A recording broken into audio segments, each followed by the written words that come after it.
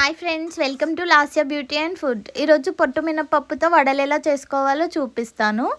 దీనికి కావాల్సిన పదార్థాలు: జీలకర్ర, ఆనియన్, పచ్చిమిర్చి, కొత్తిమీర, పుదీనా, పసుపు, తగినంత సాల్ట్. ఈ పొట్టు మినపప్పుని ఒక 6 అవర్స్ వరకు నానబెట్టుకోవాలి.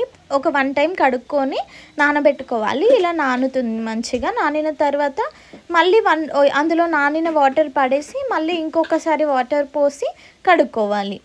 పొట్టు వెళ్ళిపోతుంది. ఉన్న కాడికి ఉంచండి, ఏం పర్లేదు. ఇదంతా మంచిగా గ్రైండ్ చేసుకోవాలి. గ్రైండర్ దగ్గరికి తీసుకెళ్ళైనా చేసుకోవచ్చు, ఇలా మిక్సీలో వేసి కూడా చేసుకోవచ్చు.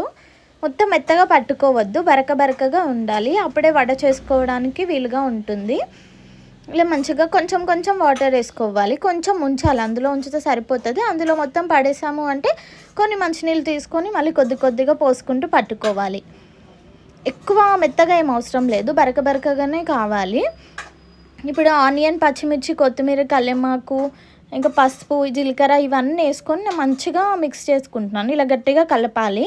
పచ్చిమిర్చిలో ఆనియన్ ఇలా కారం, మనం కారం ఏం వేయం మళ్ళీ ఎక్స్ట్రా. దీనిలో కారము, ఉప్పు అన్నీ పడతాయి ఆనియన్స్కి.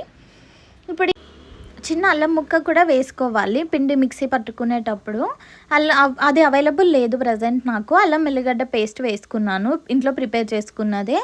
ఇప్పుడు వడల్లో పిండి ఇందులోకి ఆనియన్స్ దాంట్లోకి వేసుకొని అన్నిటినీ మంచిగా ఒకసారి కలుపుకోవాలి. మళ్ళీ ఇవి తింటూ ఉంటే ఇవన్నీ తగులుతాయి. కొంచెం క్రిస్పీగా ఎక్కువసేపు ఫ్రై చేసుకోవాలి. మాడకుండా కూడా చూసుకోవాలి దీన్ని మనము.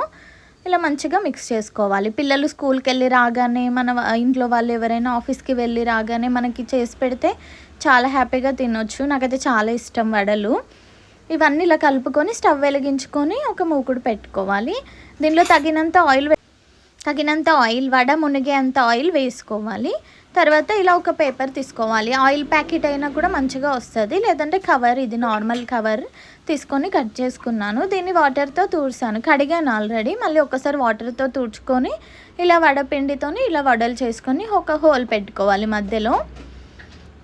ఇలా గట్టిగా బరకగా ఉంటేనే మనకి వడ ఇందులో నుంచి తీసి ఆయిల్లో వేయడానికి అవుతుంది, లేదంటే విచ్చుకుపోతుంది, లేదంటే రౌండ్గా బజ్జీ బోండాలాగా వస్తుంది. వడలాగా రావాలి అంటే బరకగా ఉన్నప్పుడే పిండిని ఆపేసుకోవాలి మిక్సీ.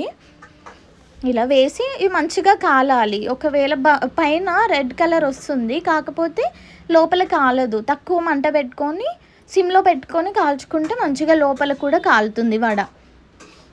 ఇంట్లోనే చేసుకుంటే చాలా హెల్తీ, చాలా టేస్టీగా కూడా ఉంటాయి. పొట్టు మినపప్పు చాలా హెల్తీ, బోన్స్కి కూడా చాలా మంచిది, బలంగా ఉంటారు. పిల్లలకి పెడితే పెద్దవాళ్ళు కూడా తినొచ్చు, పిల్లలకి కూడా పెట్టుకోవచ్చు. దీనివల్ల ఎలాంటి ప్రాబ్లమ్స్ ఉండవు, హెల్త్కి చాలా మంచిది. ఇలా ఇంట్లోనే చేసుకోండి, బయట కొనుక్కునే బదులు. తొందరగానే అయిపోతుంది.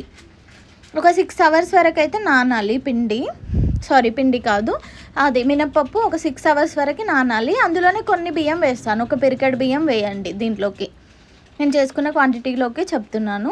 పేపర్ వేసుకుంటే ఎక్స్ట్రా ఆయిల్ ఉంటుంది కదా, అది ఇందులో ఉండకుండా ఆయిల్లో నుంచి తీసి కొంచెం వేరే ప్లేట్లో పెట్టి తర్వాత పేపర్ మీద పెట్టాలి. పేపర్ అబ్జర్వ్ చేసేసుకుంటుంది ఆయిల్ మొత్తం. దీనిలోకి నేను సాంబార్ ప్రిపేర్ చేసుకున్నాను. నార్మల్గా చట్నీతో తినొచ్చు.